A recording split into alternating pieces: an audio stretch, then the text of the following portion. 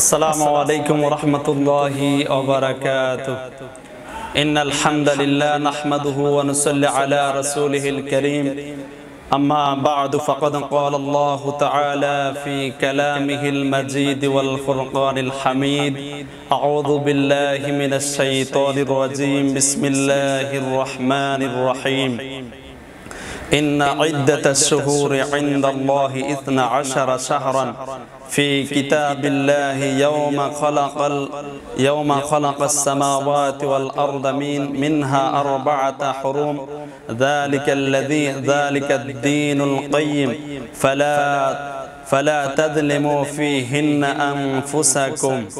وقال رسول الله صلى الله عليه وسلم أفضل الصيام بعد شهر رمضان صيام شهر الله المحرم. সম্মানিত দেশি প্রবাসী প্রিয় দিনদার তাওহীদবাদী ভাই এবং বোনেরা, আল্লাহ সুবহানাহু ওয়া তাআলার লাখ কোটি শুকরিয়া আদায় করে নিচ্ছি যে মহান আল্লাহ তাআলা মহররম উপলক্ষে ফেমাস টিভি ফেনী কর্তৃক আয়োজিত এই মহতি অনুষ্ঠানে আল্লাহ তাআলা কিছু কথা বলার তৌফিক দিয়েছেন। আল্লাহ তাআলার শুকরিয়া দান করছে আলহামদুলিল্লাহ। দরুদ ও সালাম বিশ্বনবী জনাব মুহাম্মদুর রাসূলুল্লাহ সাল্লাল্লাহু আলাইহি ওয়াসাল্লামের রূহের প্রতি সাল্লাল্লাহু আলাইহি ওয়াসাল্লাম আত্মার মাগফিরাত কামনা করছি। শুহাদায়ে বদর থেকে আজকে দিন পর্যন্ত যারা আল্লাহর দ্বীনের জন্য, কোরআনের জন্য, ইসলামের জন্য আজকে যারা কাশ্মীরে মুসলমানরা লড়ে যাচ্ছেন তাদের আজাদির জন্য, যারা শাহাদাত বরণ করছেন তাদের সকলের আলা ইল্লিয়িন কামনা করছি, আল্লাহুম্মা আমিন। সম্মানিত প্রিয় সুধী, প্রিয় ভাইয়েরা, আমি আজকে যে বিষয়ে আলোচনা করব মুহররমের গুরুত্ব এবং ফজিলত সম্পর্কে। আজ অত্যন্ত বরাক্রান্ত হৃদয়ে জানাতে হচ্ছে যে আমরা 90% মুসলমানের এই বাংলাদেশ, আমরা মুসলমানরা আজকে ইংরেজি নববর্ষ 31 নাইট 31 ডিসেম্বর যে উৎসব আর আমেজ, যে আগ্রহের সহিত আমরা উদযাপন করি আমাদের শহরে, গ্রামে, রাস্তাঘাটে, দেওয়ালে দেওয়ালিকা, বিভিন্ন পোস্টার এবং প্রচার মাধ্যমে, ইলেকট্রনিক প্রিন্ট মিডিয়া, সামাজিক যোগাযোগ মাধ্যম, এগুলোর মাধ্যমে অনেক আগ থেকেই প্রচার এবং প্রচারণা শুরু হয়ে যায়। আরেকটি দুঃখের বিষয় হচ্ছে যে বাংলা নববর্ষের প্রতি আমাদের কম আগ্রহ নয়। পহেলা বৈশাখ, এসো হে বৈশাখ, রমনার বটমূলে কথা হবে প্রাণ খুলে, আমরা বুট ফেতনি, ঢোল তবলা, ছবি অঙ্কিত জামা পরিধান করে, শাড়ি পরিধান করে পান্তা আর ইলিশের জন্য আমরা প্রস্তুতি গ্রহণ করি।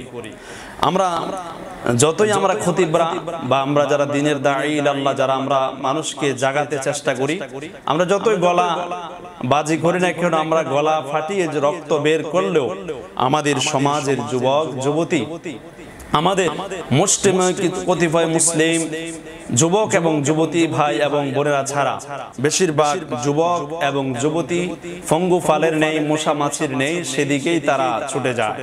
তো সম্মানিত প্রিয় ভাইয়েরা, আসলে আমাদের তো উচিত ছিল যে আরবি যে মুহররম মাস, আল্লাহ সুবহানাহু ওয়া তাআলা কোরআনুল কারীমে বলেছেন ইন্না ইদ্দাতাশ শুহুরি ইনদাল্লাহি 12, নিশ্চয় মাসসমূহের গণনার দিক থেকে আল্লাহর কাছে মাস হচ্ছে 12টি। ফি কিতাবিল্লাহি ইয়াওমা খালাকাস সামাওয়াতি ওয়াল আরদা মিনহা 4 হুরুম যালিকাদ দীনুল কাইয়্যিম ফালা তাযলিমু ফীহিন্না আনফুসাকুম। আল্লাহ তাআলা বলছেন যে নিশ্চয় মাসসমূহের গণনার দিক থেকে আল্লাহর কাছে মাস হচ্ছে 12টি। আল্লাহর কিতাবে যেদিন আসমান ও জমিন সৃষ্টি করেছেন এর মধ্য থেকে 4টি সম্মানিত, এটাই প্রতিষ্ঠিত দিন। সুতরাং তোমরা এই মাসসমূহে নিজেদের উপর কোনো জুলুম করো না।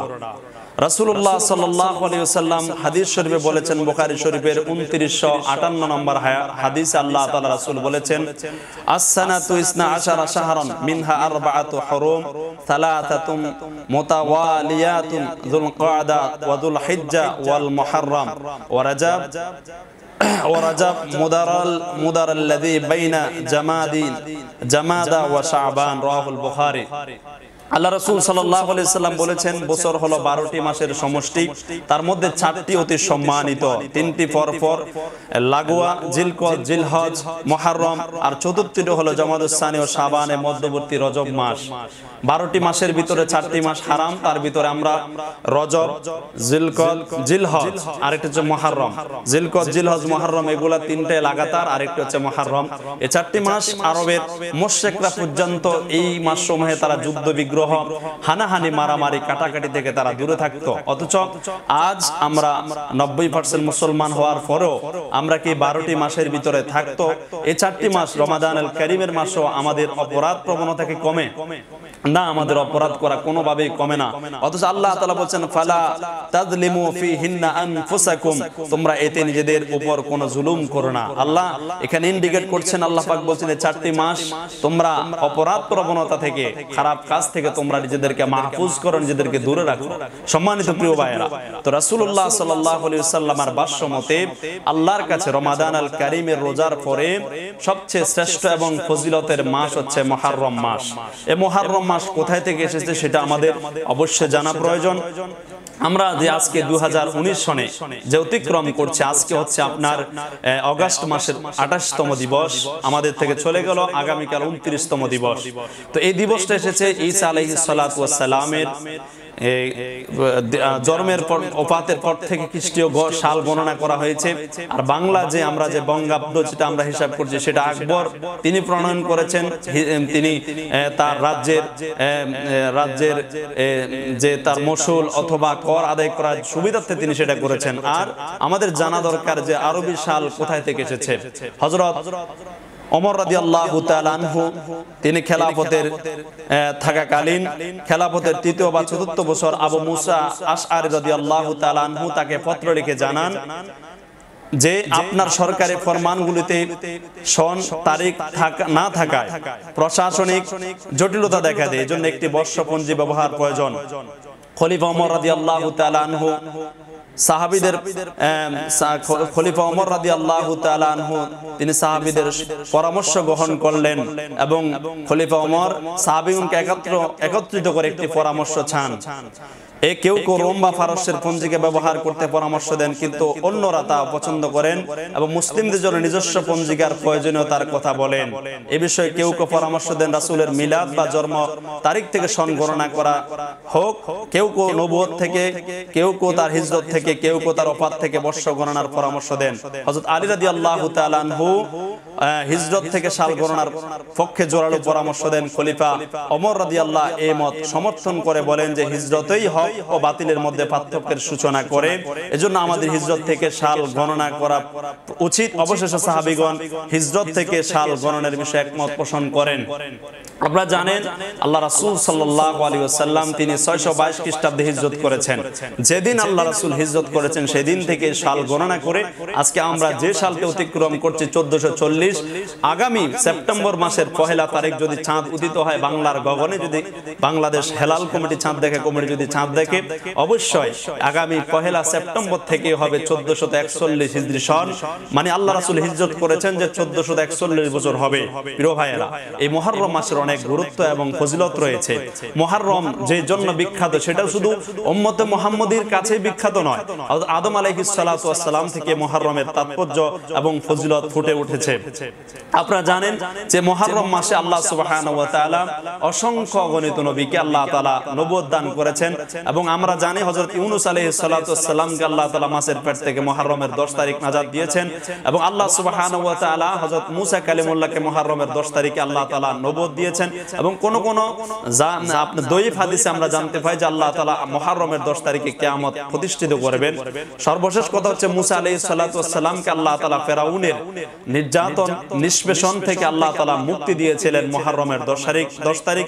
এ বিষয়ে আল্লাহ রাসূল সাল্লাল্লাহু আলাইহি সাল্লাম থেকে একটি হাদিস আমরা পেয়েছি, সেই হাদিস বুখারী শরীফের হাদিস। আল্লাহ রাসূল সাল্লাল্লাহু আলাইহি সাল্লাম থেকে বর্ণিত হয়েছে, ইন্না রাসূলুল্লাহি সাল্লাল্লাহু আলাইহি ওয়াসাল্লাম কাদিমাল মাদিনাতা ফাওয়াজাদাল ইয়াহুদা সিয়ামা ইয়াওম আশুরা ফাকালা লাহুম রাসূলুল্লাহি সাল্লাল্লাহু আলাইহি ওয়াসাল্লাম মা হাদাল ইয়াউমুল্লাযী তাসুমুনাহু ফাকালু হাদা ইয়াউমুন আযীম আনজাল্লাহু ফিহা মূসা ওয়া কওমাহু ওয়া গারকা ফিরআউনা ওয়া কওমাহু ফাসামাহু মূসা শুকরান ফানাহনু নাসুমুহু ফাকালা রাসূলুল্লাহ সাল্লাল্লাহু আলাইহি ওয়াসাল্লাম ফানাহনু আহাক্কু ওয়া আওলা বিমূসা মিনকুম ফাসামাহু রাসূলুল্লাহ সাল্লাল্লাহু আলাইহি ওয়াসাল্লাম ওয়া আমারা বিসিয়ামিহি সুবহানাল্লাহি বিহামদি।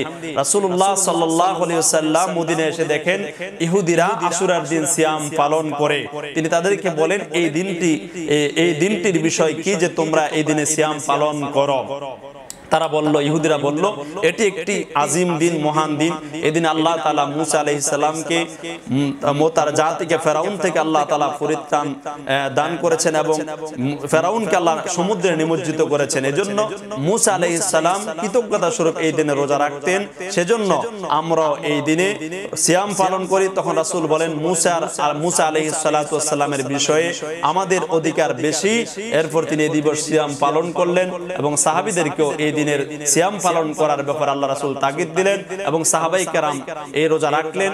আমরা বুঝতে পারি যে এজন্য রাসূল বললেন মূসা আলাইহিস সালাম এর প্রতি আমাদের হক বেশি। কারণ হচ্ছে মূসা আলাইহিস সালাতু ওয়াস সালাম যে দ্বীনের মিশন এবং মিশন নিয়ে জমিনে কাজ করেছেন, যে আমিও সে আল্লাহ তাআলার দ্বীনের মিশন এবং মিশন নিয়ে জমিনে কাজ করছি, সেজন্য আমাদের হক বেশি।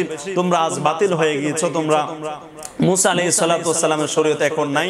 এখন আমাকে আল্লাহ তাআলা ইয়াতি মিন বাদি ইসমু আহমদ, হযরত ঈসা বলেছিলেন সূরা সফে পাওয়া যায় যে আমার পর একজন নবী আসবে, তার নাম হবে আহমদ। সে আহমদ আমি এসেছি, তোমরা আমাকে অ্যাভয়েড করে চলছো, তার মানে তোমরা কাফের, তোমরা তোমাদের চেয়ে আমরা বেশি হকদার। কারণ মূসা তিনি জান্নাতে, তিনি মুমিন ছিলেন, তিনি আল্লাহর নবী ছিলেন, তো তিনি আমার ভাই, সেজন্য আমরা হকদার বেশি। প্রিয় ভাইয়েরা, আরেকটি হাদিস রাসূলুল্লাহ সাল্লাল্লাহু আলাইহি সাল্লাম বলেছেন সিয়ামু ইয়াউমি আশুরা আহতাসিবু আলাল্লাহি আন ইউকাফফিরা আস-সানাতাল্লাতী ক্বাবলাহু।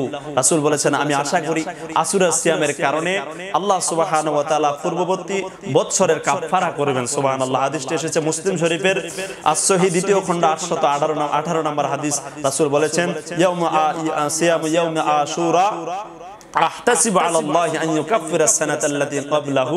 আমি আশা করি আশুরা সিয়ামের কারণে আল্লাহ পূর্ববর্তী বছরের কাফারা করবেন। সুবহানাল্লাহ। একটি বছরের আল্লাহ তাআলা সগীরা গুনাহ আমাদের ক্ষমা করবেন এই ইয়াউমে আশুরা রোজার কারণে। প্রিয় ভাইয়েরা, আমরা একটি বিষয় জানি কিনা জানি না যে আমাদের উপরে আল্লাহ তাআলা সূরা বাকারার 183 নম্বর আয়াতের মাধ্যমে যে রোজা ফরজ করেছেন, সেটি কিন্তু আদম থেকে ঈসা পর্যন্ত কোন নবীর উপর একটি মাস রোজা ফরজ ছিল না। কিন্তু আল্লাহ তাআলা বলেছেন আমাদেরকে ফরজ করেছেন একটি মাস, ইয়া আইয়ুহাল্লাযীনা আমানু কুতিবা আলাইকুমুস সিয়াম কামা কুতিবা আলাল্লাযীনা মিন ক্বাবলিকুম লাআল্লাকুম তাত্তাকুন। তাকওয়া অর্জনের জন্য আল্লাহ তাআলা রোজা ফরজ করেছেন। আমাদের পূর্ববর্তী যত নবী ছিলেন তারা সকলেই আশুরা রোজা তাদের উপর ফরজ ছিল, আমাদের উপর এটা মুস্তাহাব। আল্লাহর নবীও এই আশুরা রোজা রেখেছিলেন রমজান রোজা ফরজ হওয়ার পূর্বে। তাই এই আশুরা রোজা কোনো ক্রমে এটা ছাড়া যাবে না। এটা সমস্ত নবীদের আমাল, সমস্ত নবীদের আমল। আমরাও প্রতিটি মুমিন মুসলমান, বয়স যুবক যৌবন, আমরা যারা পদার্পণ করছি যুবক, তরুণ এবং তরুণী, এবং আমরা বৃদ্ধ মা এবং বাবারা, ভাই এবং বোনেরা, আমরা যদি পারি আমরা সকলে চেষ্টা করব এই আশুরার দিবসে রোজা রাখার জন্য।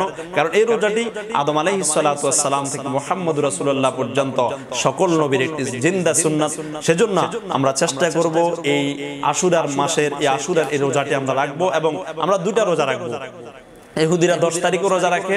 আল্লাহ রাসূল বলেছেন তাসুয়ার দিনে যে 9 দিন মুহররমের 9 দিনও তোমরা রোজা রাখো। আল্লাহ রাসূল বলেছিলেন যে আমি যদি আগামী বছরে বেঁচে থাকি আমি তাসুয়ার দিনও রোজা রাখব। কিন্তু রাসূল এই বছরটি একটি বছর আসার এই কথা বলার পরবর্তী মুহররম আসার আগে আল্লাহ রাসূল ইন্তেকাল করেছেন, সেজন্য পারেননি।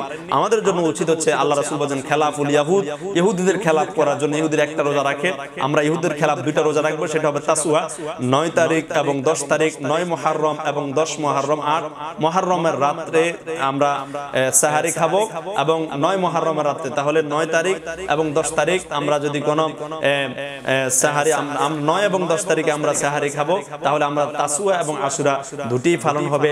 আল্লাহ সুবহানাহু ওয়া তাআলা আমাদের সকলকে মুহররমের মাসে যুদ্ধ, হানাহানি, মারামারি, কাটাকাটি, সওলখুরি, মুনাফিকি, সমস্ত শরীয়ত গর্হিত বর্জিত কার্যাবলী আল্লাহ তাআলা আমাদের সকলকে এই সমস্ত কাজ থেকে বিরত রাখুন। আল্লাহুম্মা আমিন। এবং সর্বশেষ রব্বুল আলামিন এর কাছে ফরিয়াদ, রব্বুল আলামিন এই মুহররমে যেরকম মুসাকে মুক্তি করেছেন ফেরাউন থেকে, আল্লাহ তাআলা যেন ভারতের এই মোদী সরকারের ফেরাউন থেকে আল্লাহ তাআলা যেন আমার কাশ্মীরের 2 কোটি মুসলমানকে আজাদি দান করে, আল্লাহ তাআলা যেন পৃথিবীর ভূস্বর্গ আল্লাহ তাআলা এই কাশ্মীরকে যেন আল্লাহ তাআলা মুসলমানদের হাতে তুলে দেন এবং সারা বিশ্বের জাগ্রত বিবেকবান সমস্ত মুসলমানদেরকে দল মত নির্বিশেষে আল্লাহ তাআলা যেন কাশ্মীরের পক্ষে মুসলমান মুমিন হিসেবে তাদের পক্ষে যেন আমাদের সমর্থন থাকে এবং সর্বোপরি আল্লাহ তাআলা কাশ্মীরের মুসলমানদেরকে তার রহমতের ছায়া দিয়ে আল্লাহ তাআলা আশ্রিত করুন সে আশা ব্যক্ত করে সকলকে মুহররম মাসের শুভেচ্ছা অভিনন্দন জানিয়ে এবং মুহররমের রোজা রাখার জন্য উদাত্তভাবে আহ্বান জানিয়ে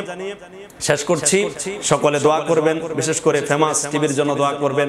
রব্বুল আলামিন যেন এই ছোট্ট খেদমতকে আল্লাহ তাআলা কবুল করেন। এত ব্যস্ততার পরও তিনি এই আঞ্জাম দিয়ে যাচ্ছেন। ফেমাস টিভির কামরুল ভাই তিনি আমাদের সকলের কাছে দোয়া চান আল্লাহ তাআলা যেন তাকে এই কাজ করার জন্য শক্তি, সামর্থ্য এবং শারীরিক মানসিক সব ধরনের সুস্থতা দান করেন। আল্লাহ তাআলা ওনার প্রতি রহম করুন, ওনার ব্যবসার প্রতি আল্লাহ তাআলা রহম করুন। সকলে ভালো থাকুন, সুস্থ থাকুন। আসসালামু আলাইকুম ওয়া রাহমাতুল্লাহি ওয়া বারাকাতুহু।